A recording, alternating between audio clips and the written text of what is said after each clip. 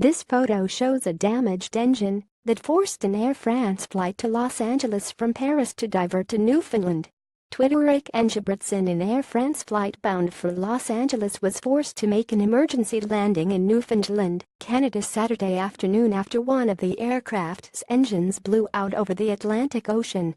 Passengers on the Airbus A380 tweeted pictures of the damaged engine, with one man saying he felt a loud thud and a lot of vibration. Another passenger tweeted the sardonic caption, "I think the engine has seen better days. We heard this tremendous bang.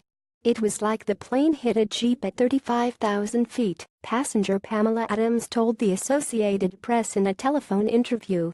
"We grabbed onto something, and then we sat down, and the plane righted itself fairly soon."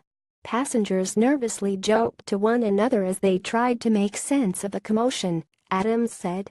She figured the plane had struck a bird, but then it became clear that the situation was more dramatic.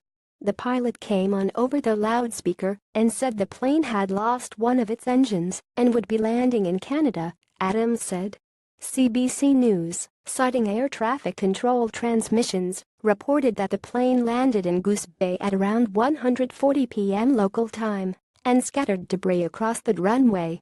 The runway was briefly closed while the debris was cleared. The crew handed out meals as they waited on the runway for hours. In a statement, Air France praised the pilots and cabin crew on Flight 66 out of Paris Charles de Gaulle Airport, who they said handled the serious incident perfectly. The statement added that the engine had suffered serious damage but declined to elaborate. Air France said it brought in 2 flights to carry the 497 passengers from Goose Bay to Los Angeles. The Associated Press contributed to this report.